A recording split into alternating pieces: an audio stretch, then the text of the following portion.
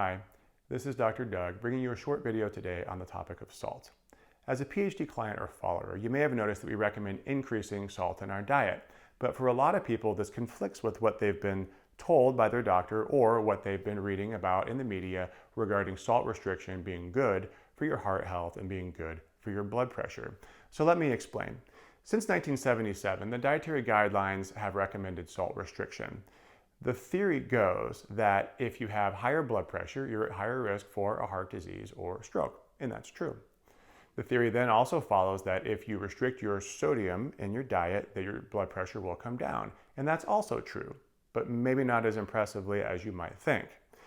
Where the theory has an issue, though, is that it tries to connect the two together, and it says that if you reduce your blood pressure by salt restriction, that you should therefore have a reduced risk of heart disease and stroke. And when the original recommendations were made in 1977, there was no evidence to that effect. And over the last 45 years, as the research has been done to prove that, it continues to fail to prove that over and over and over again. And in fact, salt restriction has been shown to actually increase the risk of heart disease and stroke in some people. So the evidence over the last 45 years has really shown a lot of information as to what salt restriction really does. And unfortunately, the guidelines have not really changed very much because, like most nutrition things, we're really stuck in the dogma of reducing salt in our diet. So if you look at the research, what salt restriction does, if you look at the entire population, is to reduce our blood pressure by about 3 points. So if your blood pressure is high and it's 130 over something, it could reduce that top number by about 3 points on average. That number is bigger for those that have high blood pressure than it is for those that don't. But what the research now also shows is that the hormonal response to salt restriction may be worse for you than the salt was in the first place. In fact, the salt may actually be healthy for you, which goes against everything that we've been taught about salt for the last 45 years. That hormonal response of salt restriction can actually cause your body to be insulin resistant. That insulin resistance, as you've probably heard me talk about before, can lead to obesity, and it does lead to metabolic syndrome and diabetes, which we know we have a big problem of in this country.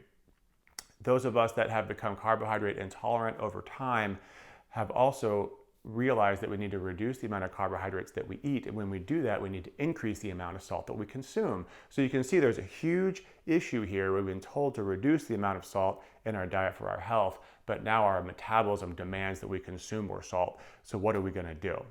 Well, if you're working with a doctor and the doctor has told you to reduce your salt, you need to talk with that doctor before making any changes to your diet.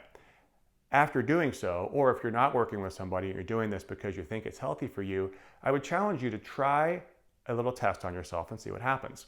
Try restricting your sodium and taking your blood pressure and see what happens. And for the vast majority of people, especially those without high blood pressure, you will not see a significant difference or a difference at all. Other things that have a much greater impact on your blood pressure are the following. So you can increase your potassium consumption up to 4,700 milligrams a day. The vast majority of us are potassium deficient. So work with your PhD coaches and figure out how to get more potassium in your diet. And that's a way to actually reduce your blood pressure by 3 times as much as sodium restriction.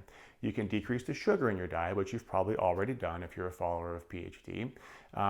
Reduce the processed foods in your diet. That's another big thing. There's a lot of added sugar as well as seed oils, which are damaging to the body as well. But ultimately, we want to just improve our metabolic health.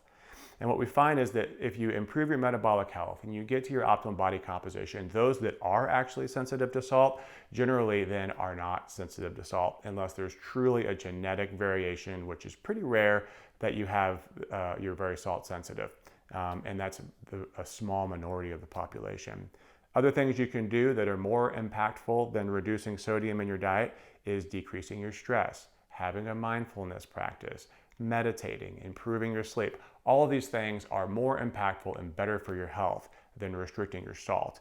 And if you add salt back into your diet, what you'll find is that your food tastes better, you're more likely to eat the vegetables that we need to eat to get the nutrients that we need, and you're overall just going to feel better. So I encourage you to explore that, work with your healthcare team if you're under a salt restriction, and see how salt works for you.